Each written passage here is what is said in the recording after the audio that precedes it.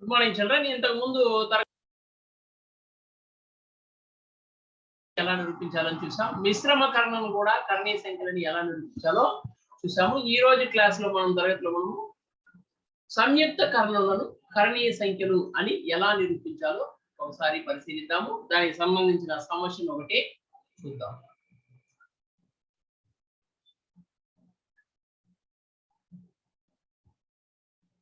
So √3 + √5 అనేది కర్ణీయ సంఖ్య అగునని చూపుము. దీన్ని ఎలా చేయాలి? పరోక్ష పద్ధతిలో చేయాలి. అంటే దీన్ని కర్ణీయ సంఖ్య కాదు అనుకుంటాం. అప్పుడు అది ఏం సంఖ్య అవుతుంది? అకర్ణీయ సంఖ్య అవుతుంది. ఎప్పుడైతే అకర్ణీయ సంఖ్య అవుతుందో దానికి ఒక కనిష్ట రూపం అనేది వ్యవస్థితమవుతుంది. ఆ కనిష్ట రూపాన్ని a/b అనుకుంటే a,bలు పరస్పర ప్రధాన సంఖ్యలు అవుతాయి. ఇప్పుడు ఇక్కడ ఉండే √5ని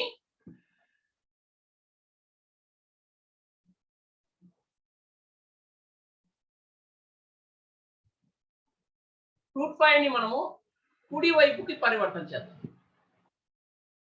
ఈ +√5 అనేది కుడి వైపుకి వెళ్తే ఏమవుతుంది? -√5 అనేది అవుతుంది.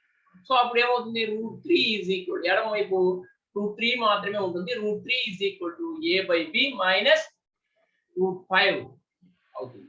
దీన్ని ఇరువైపులా వర్గం చేయగా అప్పుడు ఏమొస్తుంది? √3² a/b -√5² అవుతుంది. సో ఇక్కడ √3² ఏమవుతుంది? √3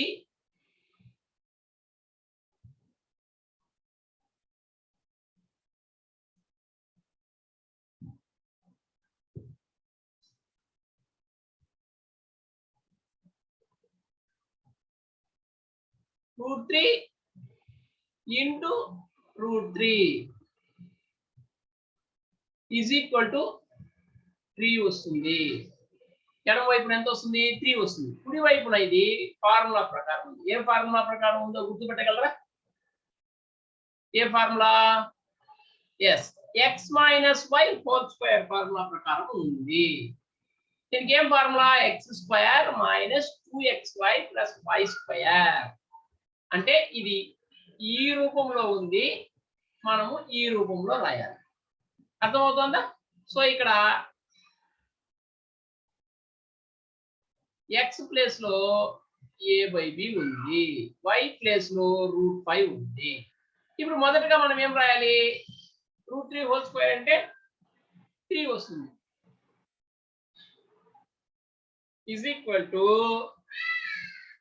x² అంటే a²/b² వస్తుంది. -2ab -2xy -2x అంటే a/b, y అంటే √5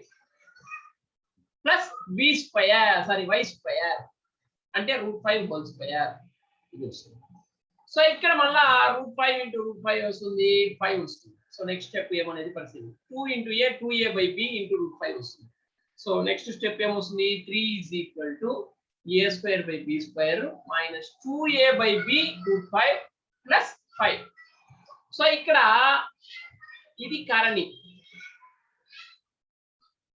ఇది అకర్ణీయ సంఖ్య. సో అకర్ణీయ సంఖ్యలంతా కుడి వైపు తెచ్చుకున్నాం, కరణీయ సంఖ్యని ఎడమ వైపు తెచ్చుకున్నాం. సో దీన్ని ఎడమ వైపుకు పరివర్తన చేయగా అప్పుడు ఏమవుతుంది? ఈ మైనస్ అనేది -2a/b × √5 అనేది ఈ పక్క వస్తే +2ab × √5 అవుతుంది. ఓకేనా? a²/b² +5. ఈ 3 అవ్వకపోతే ఏమవుతుంది? ఈ 3ను అవ్వక పంపించేస్తే +3 అవ్వకపోతే -3 అవుతుంది. సో నెక్స్ట్ స్టెప్ ఏమవుతుంది?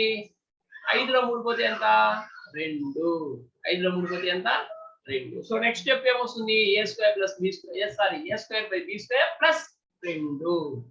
సో ఇప్పుడు ఏం చేయాలి? దీనికి కాసాగు కనుక్కోవాలి.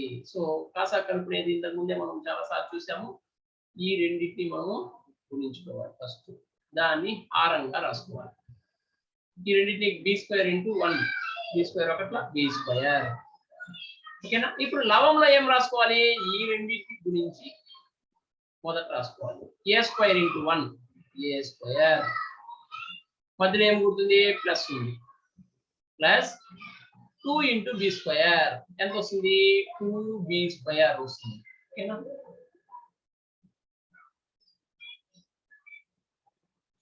స్టెప్ ఏమొస్తుంది a square plus 2b square by b square వస్తుంది. ఇప్పుడు ఇది కూడా అకర్ణీయ సంఖ్యే కాబట్టి దీన్ని కూడా మనము కుడి వైపుకి పరివర్తన చేస్తాం. ఈ 2a బై b ఆ పక్క పంపిస్తే ఏమవుతుంది b బై 2a అవుతుంది. అప్పుడు √5 is equal to a square plus 2b square by b square into b by 2a. ఇక్కడ ఏమవుతుంది ఒక b, ఇక్కడ b స్క్వేర్ అంటే b ఇంటూ b, దాంట్లో ఒక b క్యాన్సిల్ అయితే ఇంకొక b మాత్రం. అప్పుడు లవంలో a square plus 2b square ఉంటుంది, హారంలో 2ab ఉంటుంది. ఓకేనా, అప్పుడు నెక్స్ట్ స్టెప్ ఏమొస్తుంది √5 is equal to a square plus 2b square by 2ab.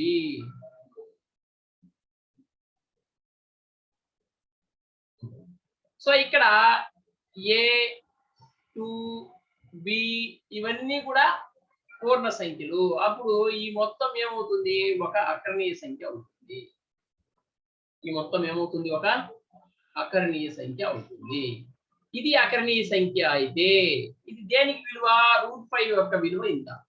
ఇది అకర్ణీయ సంఖ్య అయితే అప్పుడు √5 ఏమవుతుంది √5 కూడా ఒక అకర్ణీయ సంఖ్య అవుతుంది. ఎందుకంటే ఇది √5 వాల్యూ, √5 వాల్యూ ఏమైంది అకర్ణీయ సంఖ్య అయింది. అప్పుడు √5 ఏమవుతుంది అది కూడా అకర్ణీయ సంఖ్య అవుతుంది. సో దేర్ఫోర్ √5 అకర్ణీయ సంఖ్య అవుతుంది.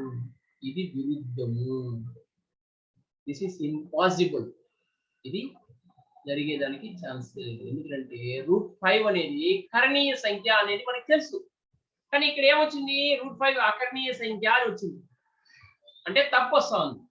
ఎందువల్ల తప్పు వస్తా ఉంది, మనము తీసుకునే దాంట్లో పొరపాటు వలన తప్పు వస్తుంది. మనం ఏమని తీసుకున్నాము √3 ప్లస్ √5 అనేది అకరణీయ సంఖ్య అని తీసుకున్నాం, కానీ అది కరణీయ సంఖ్య, అందువల్ల ఈ విధంగా తప్పులు వస్తుంది. సో √3 ప్లస్ √5 అకరణీయ సంఖ్య అన్న మన భావన తప్పు. అప్పుడు ఏది రైట్ √3 ప్లస్ √5 అనేది కరణీయ సంఖ్య అనేది కరెక్ట్. సో √3 ప్లస్ √5 అనేది కరణీయ సంఖ్య అగును. ఓకేనా, నెక్స్ట్ ఇదే ప్రాబ్లం ని మరి ఒక పద్ధతిలో కూడా మనము సాల్వ్ చేయొచ్చు.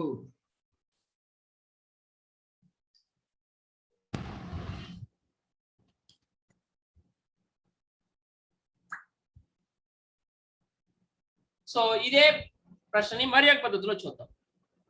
√3 ప్లస్ √5 అనేది కరణీయ సంఖ్య అగునని చూపుము. ఇక్కడ మనము √3 ప్లస్ √5 ని అకరణీయ సంఖ్య అనుకుంటాము. దానికి ఒక కనిష్ట రూపం అనేది వ్యవస్థితం అవుతుంది, దాన్ని a బై b గా తీసుకుంటాము. సో ఇక్కడ ఏం చేస్తామంటే ఇరువైపులా వర్గం చేస్తాం. ఇంతకుముందు మనం ఏం చేసాము √5 ని కుడి వైపుకు పరివర్తన చేస్తాం, ఇక్కడ కుడి వైపుకు పరివర్తన చేయము, అలాగే వర్గం చేస్తాం. అప్పుడు ఏమొస్తుంది √3 plus √5 whole square is equal to a square by b square వస్తుంది. సో ఇది ఏ ఫార్ములా ప్రకారం ఉంది x plus y whole square formula ప్రకారం ఉంది.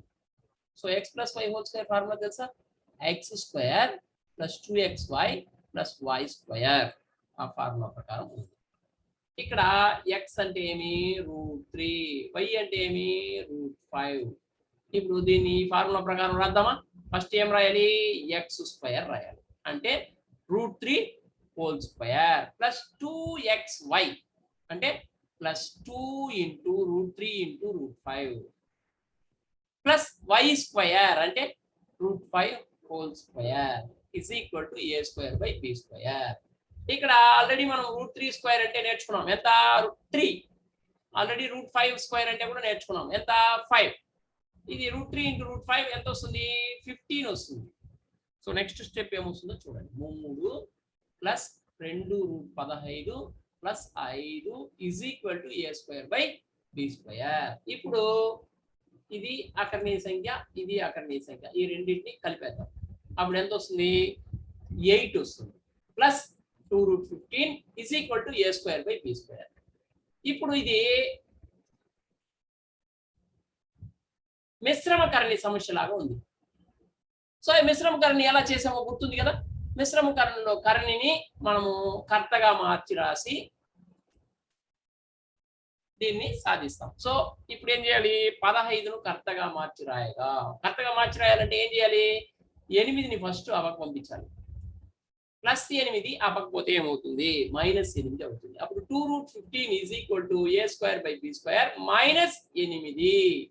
ఇప్పుడు దీనికి ఏం చేయాలి, కాసాకు కనుక్కోవాలి. కాసాకు చాలా సార్లు చేసాం, గుర్తుంది కదా. ఈ రెండింటిని మనము గుణించుకోవాలి, దాన్ని హారంలో రాసుకోవాలి. b². ఈ రెండింటిని గుణించుకొని లవంలో రాయాలి. a² × 1 a². మధ్యలో ఏం గుర్తుంది, మైనస్ ఉంది, మైనస్.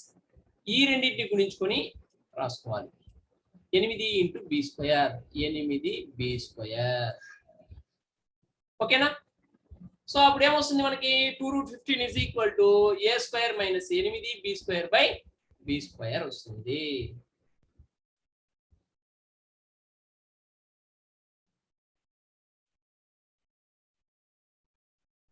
ఇప్పుడు 2ను కూడా అటువైపు పంపిద్దాం.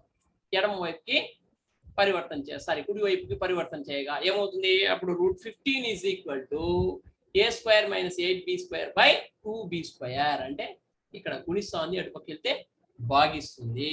సో ఇక్కడ a b 8 2 ఇవన్నీ కూడా పూర్ణ సంఖ్యలు కాబట్టి ఇది ఏమవుతుంది, ఇది ఒక అకర్ణీయ సంఖ్య అవుతుంది. ఎప్పుడైతే ఇది అకర్ణీయ సంఖ్య అవుతుందో ఇది దేని విలువ, √15కి వచ్చిన విలువ. ఇది అకర్ణీయ సంఖ్య అయినప్పుడు √15 ఏమవుతుంది, అది కూడా ఒక అకర్ణీయ సంఖ్య అవుతుంది. అప్పుడు therefore √15 ఒక అకర్ణీయ సంఖ్య అవుతుంది. ఇది విరుద్ధము, ఇది తప్పు. ఎందుకంటే √15 అనేది కర్ణీయ సంఖ్య అనేది మనకి స్పష్టంగా తెలుసు. కానీ ఇది తప్పు ఎందుకు వస్తుంది, మనం తీసుకునేది తప్పు. √15 అనేది కర్ణీయ సంఖ్య అనేది మనకు ఖచ్చితంగా తెలుసు. కాబట్టి ఆ భావనకి ఇది విరుద్ధం. అంటే ఎందువల్ల ఈ విరుద్ధం వస్తూ ఉంది, మనం తప్పు తీసుకోవడం వల్ల వస్తూ ఉంది. మనం ఏమని తీసుకున్నాం, √3 + √5ని అకర్ణీయ సంఖ్య అని తీసుకున్నాం. ఆ భావన తప్పు. అంటే ఏది రైటు, √3 + √5 అనేది కర్ణీయ సంఖ్య కరెక్టు. అంటే √3 + √5 అనేది కర్ణీయ సంఖ్య అగును. ఓకేనా, అర్థమైందా. సో ఆ పద్ధతిలోనూ చేయొచ్చు, ఈ పద్ధతిలోనూ చేయొచ్చు. అంటే 5ను ఎడమ కుడి వైపు పరివర్తన చేసి మళ్ళా వర్గం చేసి చేయొచ్చును, లేదా పంపించకుండా కూడా మనం వర్గం చేసేసి మిశ్రమకరణిగా మార్చేసి మిశ్రమకరణిని ఎలా సాధిస్తామో అలా కూడా సాధించవచ్చు. అంటే శుద్ధకరణను బేస్ చేసుకొని మిశ్రమకరణను నిరూపిస్తాం, మిశ్రమకరణను బేస్ చేసుకొని సంయుక్త కరణలను నిరూపిస్తాము. ఈ విధంగా ఒకదాని మీద ఒకటి ఆధారపడి ఉంటుంది. అర్థమైందా, రైట్. ఓకే, నెక్స్ట్ దీనికి సంబంధించిన సంయుక్తకరణకు సంబంధించిన ఇంకొక సమస్యని చూద్దాము. √p + √q అనున్నది కర్ణీయ సంఖ్య అనేది చూపుము. ఇక్కడ pqలు ప్రధాన సంఖ్యలు అయితే అనే పాయింట్ ఇక్కడ ఉండాలి, అది మిస్ అయింది, రాసుకోండి. p, qలు ప్రధాన సంఖ్యలు అయితే √p + √q అనున్నది కర్ణీయ సంఖ్య అగునని చూపుము. సో ఇది క్వశ్చన్. సో దీనికి ఆన్సర్ చూద్దాము. సో మొదట ఏం చేస్తాము, పరోక్ష పద్ధతి కాబట్టి అకర్ణీయ సంఖ్య అనుకుంటాం. దానికి కనిష్ట రూపం అనేది వ్యవస్థితం అవుతుంది, a/b అనేది వ్యవస్థితం అవుతుంది.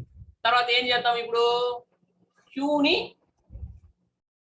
పరివర్తన చేస్తాం. కుడివైపు పరివర్తన చేసి మనము స్క్వేర్ చేయొచ్చు, లేదా పరివర్తన చేయకుండా కూడా స్క్వేర్ చేసి నిరూపించవచ్చు. సో పరివర్తన చేసే మనం నిరూపిస్తాము. సో క్యూని పరివర్తన చేద్దాం. అప్పుడు ఏమవుతుంది, √p = a/b - √q అవుతుంది. ఇప్పుడు దీన్ని ఏం చేయాలి, ఇరువైపులా వర్గం చేయగా అప్పుడు ఏమొస్తుంది, √p² = a/b - √q². ఇప్పుడు ఇది ఏ ఫార్ములా ప్రకారం ఉంది, x - y² ప్రకారం ఉంది. సో దానికి ఫార్ములా ఏమి, x² - 2xy + y². సో అంటే ఇది మొదటి రూపంలో ఉంది, మనం రెండో రూపంలో రాయాలి. x ప్లేస్ లో a/b ఉంది, y ప్లేస్ లో √q ఉంది. సో మొదటగా √p × √p ఏమవుతుంది, p అవుతుంది. ఓకేనా, = x² అంటే a²/b² అవుతుంది, -2xy అంటే 2 × a/b × √q ప్లస్ y² అంటే √q². సో ఇక్కడ రూట్ క్యూ హోల్ స్క్వేర్ అంటే మనకి ఏమొస్తుంది క్యూ వస్తుంది అనేది తెలుసు. సో నెక్స్ట్ స్టెప్ చూద్దాము. p is equal to a square by b square minus 2a by b into root Q plus Q. ఇప్పుడు ఇందులో ఇది మాత్రమే కారణి, మిగతా అన్ని అకరణులు. సో కరణీయ సంఖ్యని మనం ఎడమ వైపు పరివర్తన చేసి అకరణీయ సంఖ్యలన్నీ కుడి వైపు ఉండేలా చూసుకుందాం. అప్పుడు minus 2a by b root q ఈ పక్క వస్తే ఏమొస్తుంది plus 2a by b root q అవుతుంది. Is equal to a square by b square plus q minus p. p అవ్వకపోతే మైనస్ p అవుతుంది. సో ఇప్పుడు ఏం చేయాలి, ఇది భిన్నాలు కూడికలు. భిన్నాలు కూడికలు అంటే ఏం చేయాలి, కసా కనుక్కోవాలి. ఈ రెండింటికి కసా వచ్చి b స్క్వేర్. ఇప్పుడు ఈ రెండింటిని గుణించుకోవాలి. a square into 1 a square plus q minus p into b square. అప్పుడు ఏమొస్తుంది q minus p into b square అలాగే వస్తుంది. సో నెక్స్ట్ స్టెప్ ఏమొస్తుంది 2a by b root q is equal to a square plus q minus p into b square by b square వస్తుంది.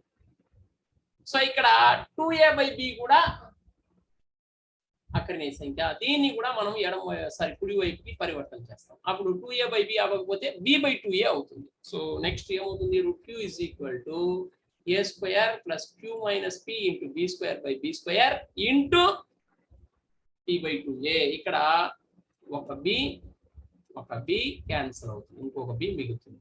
So అంటే కింద హారంలో 2ab మిగులుతుంది, పైన ఉండేది ఇవంతా అట్నే మిగులుతుంది.